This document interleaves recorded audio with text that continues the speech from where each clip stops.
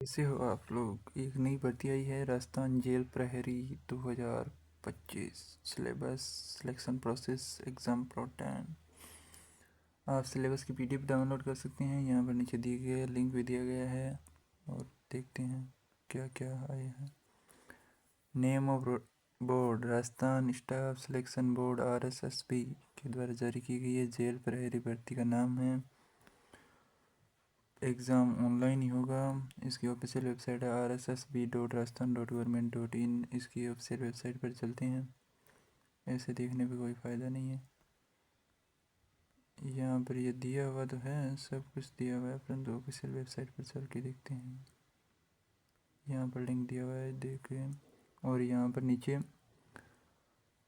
Comment में भी link दिया हुआ है, आप वहाँ इससे भी क्लिक कर सकते हैं। यहाँ पर जाने के बाद आपको जाना है यहाँ पर 3 डॉट के पास। वहाँ पर जाने के बाद कैंडिडेट कॉर्नर के बाद एडवर्टाइजमेंट, और यहाँ पर नीचे ओपन हो गया है ये इस टाइप का।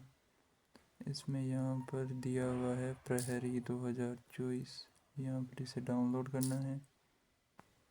डाउनलोड करने के बाद देख सकते हैं आप, यहाँ पर ये डाउनलोड हो रहा है। ये डाउनलोड हो गया। राजस्थान कर्मचारी चयन बोर्ड जयपुर के द्वारा ये प्रस्तुत किया गया है। ये एक सीधी भर्ती है। इसके अंदर कुल पद है 803, जिसके अंदर गैर अनुसूचित क्षेत्र के हैं 759 और अनुसूचित क्षेत्र के हैं 44। और यहाँ पर एक विभाग का नाम है कारागार विभाग। भर्ती का नाम राजस्थान कारागार अधीनस्थ और पद का नाम है प्रहरी। ये विशेष नोट क्या दिया हुआ है। विशेष नोट के अंदर दिया हुआ है कि जो भी आप संभाग का या जिला मंडल का चयन करते हो, यानी जिस भी जिला में आपको भर्ती चाहिए यानी पद चाहिए, उसका क्रम वाइज चयन करें। यानी जैसे सबसे पहले आपको यदि जयपुर चाहिए तो जयपुर का नाम पहले भरें। यदि आपका शहर कोटा है तो कोटा सबसे पहले भरें, या जहाँ पर भी आप जाना चाहते हैं वो सबसे पहले भरें। उसके बाद क्रम वाइज भरते जाएं, जयपुर, भरतपुर, जैसे भी आपको लेना है। यही लिखा हुआ है इसके अंदर।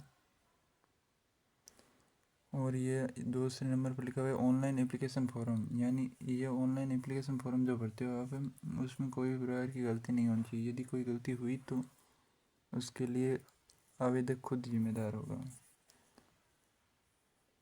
और ऑनलाइन आवेदन की प्रक्रिया दी गई है। ऑनलाइन आवेदन की प्रक्रिया तो हमारे कुछ काम की नहीं है, क्योंकि जो फॉर्म भरेगा वो अपने आप देख लेगा। नीचे चलते हैं। ये क्या है, पंजीकरण शुल्क कितना है, यानी फॉर्म भरने के रुपए कितने लगेंगे। ये यहाँ पर दिया हुआ है कि सामान्य वर्ग के लिए कितना है। सामान्य वर्ग और क्रीमी लेयर श्रेणी के अन्य पिछड़ा वर्ग और अति पिछड़ा वर्ग के लिए 600 रुपये, और राजस्थान के नॉन क्रीमी लेयर और अन्य पिछड़ा वर्ग यानी OBC के लिए 400 रुपये। SC ST के लिए भी 400 रुपये हैं। और क्या बोल रहे हैं, राजस्थान राज्य के अलावा ऐसे अभ्यर्थी जो अन्य राज्यों के मूल निवासी हैं और SC ST वगैरह से आते हैं को इस भर्ती के लिए सामान्य अभ्यर्थी माना जाएगा, और उनका शुल्क 600 रुपये लगेगा। और इसमें आरक्षण भी दिया हुआ है। जैसे जनरल वर्ग जगह के अंदर सामान्य सीटें तो है 59, और महिला की सीटें हैं सामान्य की 18, विधवा की 6, परित्यागना की 2। यहाँ पर दिया हुआ है ना, देख सकते हैं। OBC के लिए 14 सीटें हैं, महिला के लिए 5, 1, 0, और वापिस अन्य पिछड़ा वर्ग EWS के लिए 14 है, OBC के लिए 18 है, अति पिछड़ा वर्ग MC के लिए 7 है, अनुसूचित के लिए 16 है, ST के लिए 14 है। ऐसे ही ऑल ओवर योग 199 सीटें आएगी। जयपुर की, भरतपुर की है 76, यहाँ से उड़ाएंगे दी है। जोधपुर की दी है 88, बीकानेर की 105, अजमेर की 138, उदयपुर की 55, कोटा की 98, और TSP की है 44, यानी अनुसूचित क्षेत्र की। और यहाँ पर क्या है, का मंडल का नाम। भूतपूर्व सैनिकों के लिए भी आरक्षण दिया गया है, उनकी सीटें भी यहाँ दी गई है।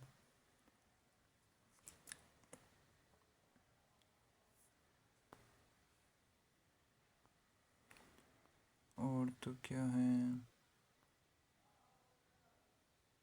विशेष प्रावधान क्या है?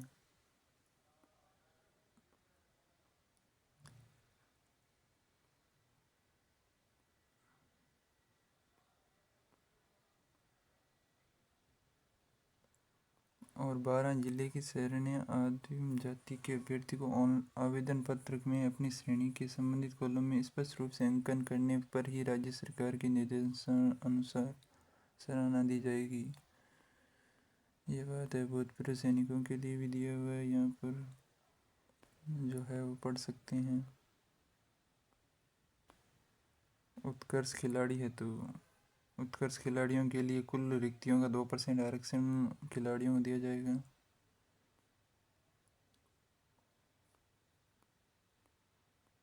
अनुसूचित क्षेत्र के लिए विशेष निर्देश, ये क्या निर्देश है, कुछ काम की नहीं लग रही। और पात्रता और शैक्षणिक योग्यता क्या है, ये पढ़ते हैं। परंतु ऐसा व्यक्ति जो सीधी भर्ती हेतु नियमों या अनुसूचित नियमों के लिए अपेक्षित शैक्षिक अर्हता वाले ऐसे पाठ्यक्रम के अंतिम वर्ष की परीक्षा में उपस्थित हो चुका है, किंतु उसे उस पद के लिए आवेदन पत्र का पात्र होगा, किंतु उसे जहाँ चयन परीक्षा लिखित परीक्षा के 2 प्रक्रमों के माध्यम से किया जाएगा। चयन, लिखित परीक्षा और साक्षात्कार। यानी शारीरिक दक्षता परीक्षा, फिजिकल एफिशिएंसी टेस्ट होगा। उसके लिए पुरुष अभ्यर्थी के लिए 5 किलोमीटर की दौड़ है, महिला के लिए भी 5 की है, परंतु पुरुष के लिए टाइम कम है, 25 मिनट का, महिला के लिए 35 मिनट का है। उसके बाद शारीरिक मापदंड परीक्षा, पुरुष के लिए ऊंचाई होनी चाहिए 168 सेंटीमीटर, सीना है 81 सेंटीमीटर और फुलाने पर 86 सेंटीमीटर, 86। सीने का कम से कम फुलाव 5 सेंटीमीटर होना चाहिए। महिला के लिए ऊंचाई होनी चाहिए 152 सेंटीमीटर और वजन है 47.5 सेंटीमीटर। पर्वतीय क्षेत्रों यानी यह 5 सेंटीमीटर की छूट दी गई। किन्हें? गढ़वाली गोरखा पर्वतीय क्षेत्रों से आने वाले अभ्यर्थियों की ऊंचाई 158 सेंटीमीटर से कम नहीं होनी चाहिए। 5 सेंटीमीटर की छूट दी है, फिर भी 158 से कम नहीं होनी चाहिए। और ये क्या लिखा है, शारीरिक मापदंड परीक्षा में असफल अभ्यर्थियों को स्क्रीनिंग समिति द्वारा अपील करने का एक अवसर दिया जाएगा। शारीरिक मापदंड में असफल रहे असंतुष्ट अभ्यर्थी स्क्रीनिंग समिति के समक्ष निर्धारित प्रक्रिया अनुसार नकद रुपये 500 शुल्क जमा कराकर उसी दिन अपील कर सकते हैं, जिसकी प्राप्ति रसीद संबंधित को दी जाएगी। अभ्यर्थी यदि अपील के बाद शारीरिक मापदंड परीक्षा में सफल हो जाता है तो उससे लिया गया शुल्क वापस करते हुए उसे चयन प्रक्रिया में शामिल किया जाएगा। ये क्या हो रहा है पता नहीं। और आई के लिए क्या है, कोई कलर ब्लाइंडनेस नहीं होनी चाहिए, नाइट ब्लाइंडनेस नहीं होनी चाहिए, भेंगापन नहीं होनी चाहिए, और तो नॉर्मल है। राष्ट्रीयता के लिए भारत का नागरिक होना चाहिए, नागरिक हो चलेगा, नेपाल का प्रजाजन हो, भूटान का प्रजाजन हो, तिब्बत का हो।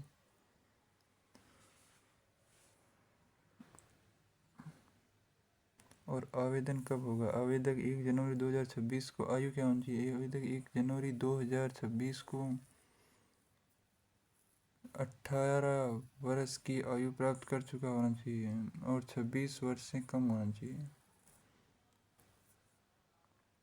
अधिकतम आयु सीमा में क्या है? अधिकतम आयु सीमा के अंदर जो राजस्थान के निवासी है और अनुसूचित जाति, अनुसूचित जनजाति, ओबीसी के हैं, उनको 5 वर्ष की छूट दी गई है। और सामान्य वर्ग की महिला में 5 वर्ष की छूट है। और अनुसूचित जाति की है और राजस्थान की निवासी है, उस महिला के लिए 10 वर्ष की छूट है।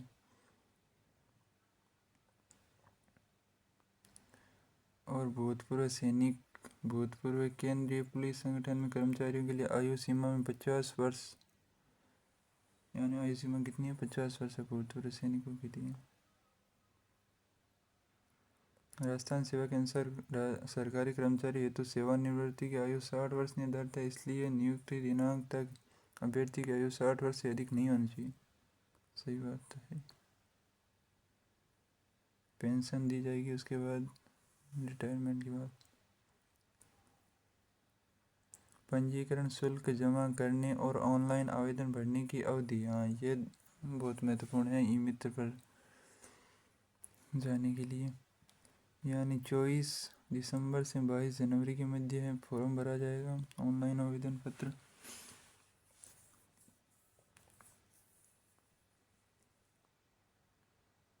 और क्या दिया गया है? परीक्षा का आयोजन कब होगा? परीक्षा का आयोजन 9 अप्रैल, 11 अप्रैल और 12 अप्रैल को कंप्यूटर आधारित परीक्षा या टेबलेट आधारित परीक्षा होगी, और ऑफलाइन परीक्षा आधारित परीक्षा आयोजित करवाई जानी प्रस्तावित है।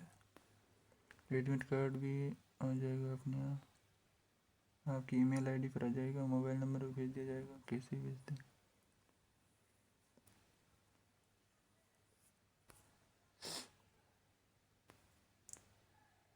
आवेदन कैसे करें? आवेदन करने का पात्र है आवेदक जिस श्रेणी के तहत आवेदन करने का पात्र है उस श्रेणी में ही आवेदन प्रस्तुत करें। कृपया ध्यान दें कि आवेदन की हिदायत दी जाती है कि ऑनलाइन पत्र भरने से पूर्व बोर्ड के विज्ञापन और ऑनलाइन आवेदन पत्र भरकर निर्देशों के साथ साथ संबंधित सेवा नियमों का अध्ययन कर लें।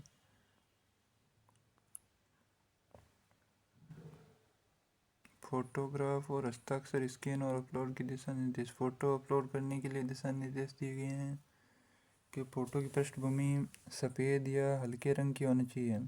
फ़ोटो में आवेदक का चेहरा कम से कम 50% जगह घेरना चाहिए। आवेदक को नवीनतम रंगीन फ़ोटो अधिकतम 1 माह पुराना अपलोड करनी चाहिए। यदि आप चश्मा पहनते हैं तो फ़ोटो खिंचवाते समय चश्मा पहन सकते हैं, लेकिन चश्मे पर चमक नहीं होनी चाहिए, ये बात है। और फ़ोटो के प्रारूप क्या होना चाहिए? 3.5 सेंटीमीटर इंटू 4.5 सेंटीमीटर पिक्सल होना चाहिए, 240 इंटू 320। फाइल का आकार 50 KB से कम, 50 KB से 100 KB तक होना चाहिए। स्कैन की गई फ़ोटो 100 KB से ज़्यादा नहीं होनी चाहिए। हस्ताक्षर अपलोड करने के लिए भी निर्देश है, वो तो ई मित्र वाला मत अपने आप देख लेगा ना। ये क्या है कि परीक्षा के पश्चात के लिए भी संबंधित परीक्षा का प्रश्न पत्र बोर्ड की वेबसाइट पर अपलोड किया जाएगा।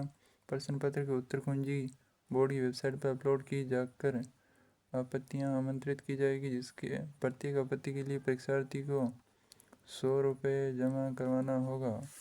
यदि आपको रीचेकिंग करवानी है तो 100 रुपये वापस लगेंगे भाई।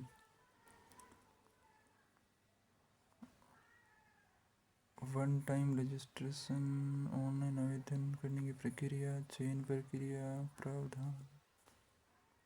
अब नीचे सिलेबस आएगा, सिलेबस आप देख सकते हैं, डाउनलोड कर सकते हैं और तैयारी कर सकते हैं। यानी सिलेबस के अंदर क्या है कि एग्ज़ाम स्कीम प्रश्न पत्र के अंदर विवेचना और तार्किक योग्यता के लिए 45% है, सामान्य ज्ञान के 25% है, इतिहास भूगोल कला संस्कृति के 30% है। ऑल ओवर 100 प्रश्न हैं, 400 नंबर के हैं, 2 घंटे, यानी एक maximum number 400, number of question 100, time 2 घंटा, एक क्वेश्चन का 4 नंबर, एक गलत होना 1 नंबर काट, एक गलत होना 1 नंबर काटी। मिनिमम क्वालिफाइंग मार्क्स है 36% और 10वीं क्लास तक का सिलेबस आएगा। यहाँ पर नीचे सिलेबस दिया हुआ है पूरा।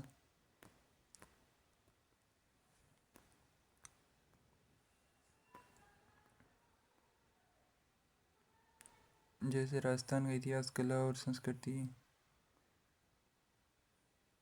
भूगोल के अंदर क्या क्या है?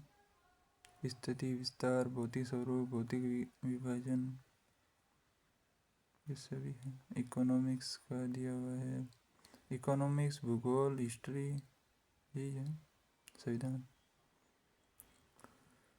और द वर्ल्ड की वेबसाइट पर जाकर आप देख सकते हैं। वेबसाइट है rssb.rajasthan.government.in।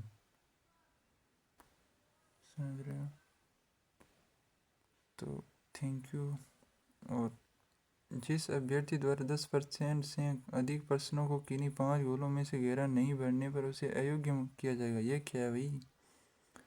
कि जो अभ्यर्थी 10% से अधिक प्रश्नों को किन्हीं 5 गोलों में से घेरा नहीं भरने, ये तो भैया आप ही समझ लें अपने आप, मुझे तो समझ नहीं आ रहा है। प्रत्येक प्रश्न के लिए विकल्पों में से केवल एक विकल्प को भरना आवश्यक होगा। हाँ भाई, तो एक ही है। 5 विकल्प ABCDE अंकित रहेंगे, जिनमें से केवल एक को नीले बॉल पेन से गहरा, यहाँ पर लिखा हुआ है कि नीले बॉल पेन से भरना है भाई। काला में भर दियो तो गलत तो हो सके, वो अल्ठा को नहीं पर लिखे नीला को है, तो नीले पेन का प्रयोग करें। तो ठीक है, मिलते हैं किसी और न्यूज़ के साथ। और जो अभी आपको समझ में नहीं आए वो कमेंट करें, और वीडियो अच्छा लगा तो लाइक कर दें, सब्सक्राइब करें, और तो बस बढ़िया, मज़े ही मज़े।